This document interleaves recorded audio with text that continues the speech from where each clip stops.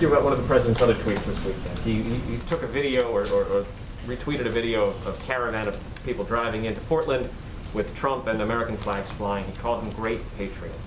What about that image does the president see as patriotic? And ostensibly you're talking about people going into a city in which they don't live, presumably to protect property they don't own.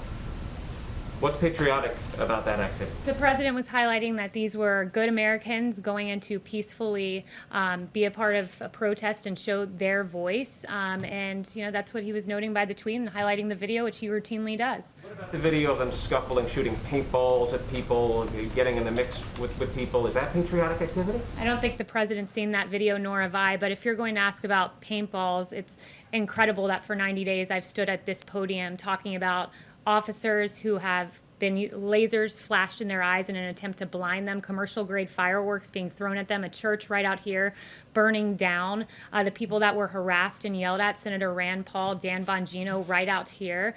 And you're going to ask me about a paintball video when, in fact, for 90 days, we've seen horrific violence by Antifa, a radical anarchist organization. You're going to ask me about a paintball video I've yet to see, and neither is the president. Fantastic. I'm going to ask you about it, but you maintain that the people who went into the city to conduct that activity, The president's never seen that video. I don't even know if the people that you're referring to were a part of the paintball activity. But look, there's been 90 days of violence from left-wing anarchists. And it's incredible that today is the one time you're interested in a violence when it's paintballs and we don't even know who set off these paintballs, but you fail to ask for 90 days about violence from an anarchist organization because it happens to be on the left. Francesca. You mentioned the person who was killed in Portland last weekend. He was a Trump supporter. Does the president feel like Portland right now is too dangerous for his supporters? Should they stay away from the city? The president believes that people of all ideologies should be able to peacefully protest and not have their lives put at risk, like Aaron J. Danielson, who lost his life. Noteworthy that his suspected killer said he was, quote, 100% Antifa and ready for, quote, war. Unacceptable. Welcome back, everyone. After watching that, I feel like I need to go through this guy's line of questioning just to show how utterly absurd it is. So, number one, his implication seems to be that there's something wrong with American citizens driving their vehicles with American flags or Trump flags through Portland. That doing so is actually in itself some sort of a violent action that's over the line or somehow unlawful. It's not. Those people had every right to drive through Portland with American flags or Trump flags if they want. The people who are attacking those people are the ones in the wrong. There's nothing legitimate about throwing rocks at cars from overpasses, or blocking traffic, or shooting at Trump supporters, or just straight up executing them like what happened on Saturday night. Two, he suggests without basis whatsoever that these people were coming to protect property.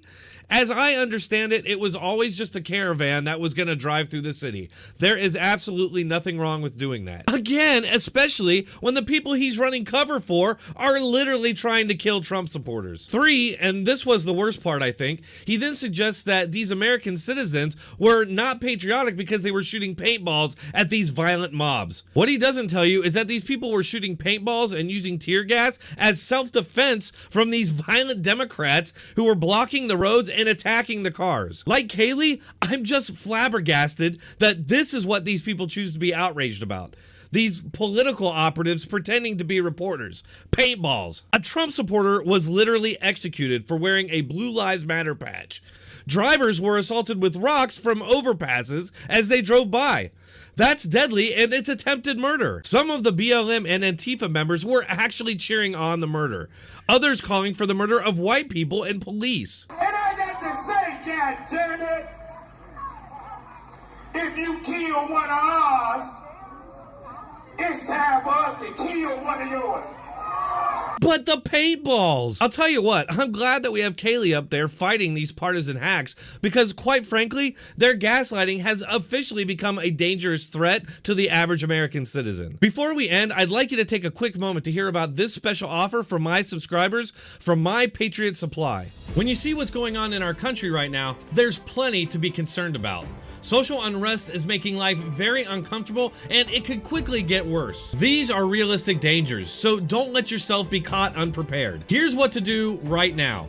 Go to www.preparewithdronetek.com and start building your emergency food supply today. The experts at My Patriot Supply are the only people I trust and use. And right now, you can save $100 off a full 4-week supply of delicious, nutritious meals the whole family will love. My Patriot Supply makes it easy to be prepared at all times. And saving $100 off a life-saving 4-week supply of food is too good to pass up. The second half of 2020 is gonna be wild. So go to preparewithdronetek.com and get ready right now.